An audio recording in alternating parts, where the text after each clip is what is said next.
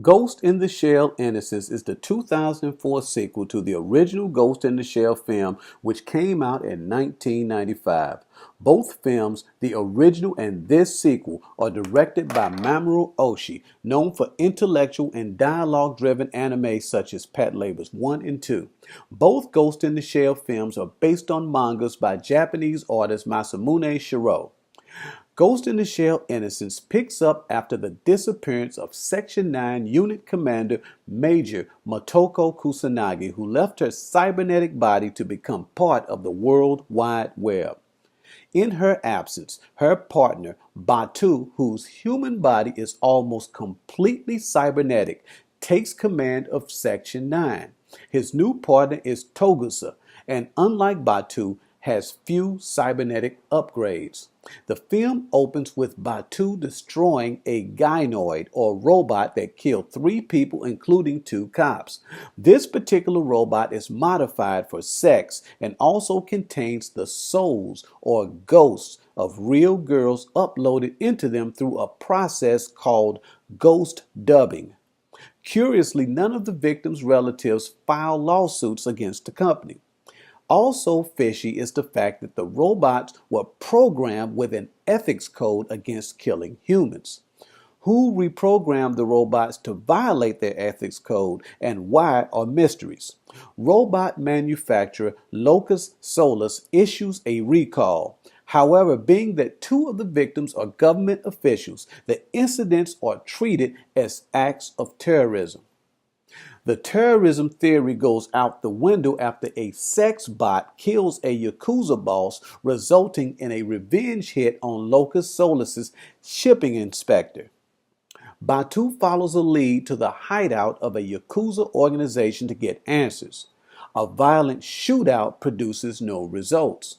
Later, Batou's eyes are hacked, tricking him into believing he is under attack in a grocery store. He shoots off his arm and goes on a rampage, but luckily tech specialist Ishikawa stops him from creating a massacre. His shot off arm is easily replaced. The only man capable of getting past his e-brain firewalls to hack his eyes is Kim, a soldier turned hacker who loves dolls and works at Locus Solus. The hacker hoped Batou's rampage would create a scandal and get Section 9 pulled off the case. Section 9 Chief Daisaku Aramaki does take Batou and Togusa off the case officially, but gives them the green light to go into Locus Solus on their own without any support. But they are not alone. They have an angel on their side. Before diving into the World Wide Web, Major Kusanagi promised Batou that she would never leave him. Ghost in the Shell Innocence touches on philosophical, existential, and even religious themes such as God, reincarnation, sex, obsolescence, immortality, procreation, children, dolls, pets. But the central theme in the film to me is this question: what makes us human? In the first film, Motoko Kusanagi asked this question as most of her body and maybe even her brain has been upgraded by electronics, so much so that she even questions the existence of her soul. If a machine is composed of many parts working towards a particular function, then how does this determine whether or not a thing is human? Can human be defined by appearance? And if so, why aren't machines or objects such as dolls that are humanoid considered human as well? If human isn't physical but non-physical, a ghost or a soul, could not this essence exist in some other form, such as the World Wide Web, or as we call it today, the Internet? This dialectical argument concludes with Major Kusanagi escaping the restrictions of her body and uploading her ghost or soul into the web. Ghost in the Shell Innocence is based on the same premise as the first film, but with a twist.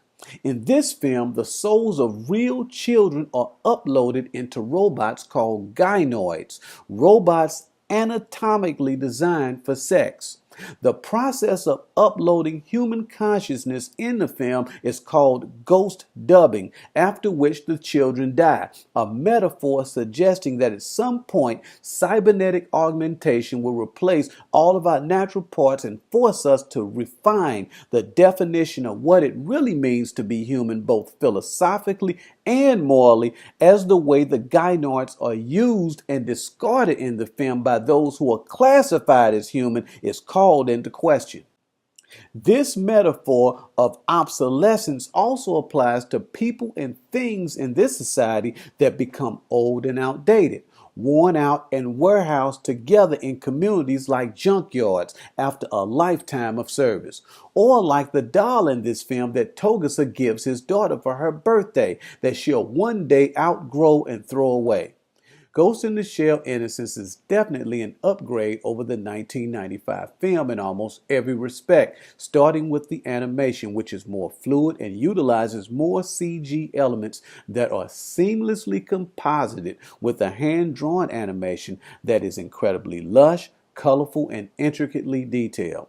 The standout scenes in the film are the parade in the Eterofu economic zone with the giant floats and the mansion scene at Locust Solis where Batou and Togusa find the hacker Kim. The melancholy score by Kenji Kawai matches the film's bleak look, most of which is at night and serves as a voice for the gynoids. Kawai said that with this film, he was aiming for a jazzier mood, particularly for the music box in the dollhouse scene in the film, in which he wanted it to sound like it was playing in a huge space. He did this by recording the track in the studio and re-recording the track in an underground quarry. Of all the films in the Ghost in the Shell franchise, Oshii's films are the gold standard. At the 2004 Cannes Film Festival, Ghost in the Shell Innocence competed for the Palme d'Or prize, the only anime ever to compete for the prize. Oshii's reverence for cinema's great directors like Fellini, Bergman, Godard, and others shows in this film. In ranking this anime, I would put it beside Kubrick's 2001 Space Odyssey easily. If you have seen the live-action film that came out in 2017, you really should see both of Oshii's films, which are light years better. The Wachowskis wanted to bring Oshii on board to direct a short feature on their 2003 anime anthology, Animatrix, but Oshii had to turn down the offer as he was deeply involved in the production of Innocence, which he called a technical challenge that he wanted to exceed the traditional anime limitations. There's a lot of Ghost in the Shell in The Matrix, especially the first Ghost in the Shell film. Anyway, these are my thoughts on Ghost in the Shell Innocence by director Mamoru Oshii.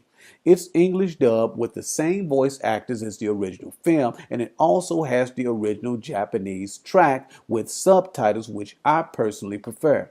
I had this on DVD when it first came out in 2004 and didn't think it could look or sound any better until I recently got it on Blu Ray, which looks and sounds incredible.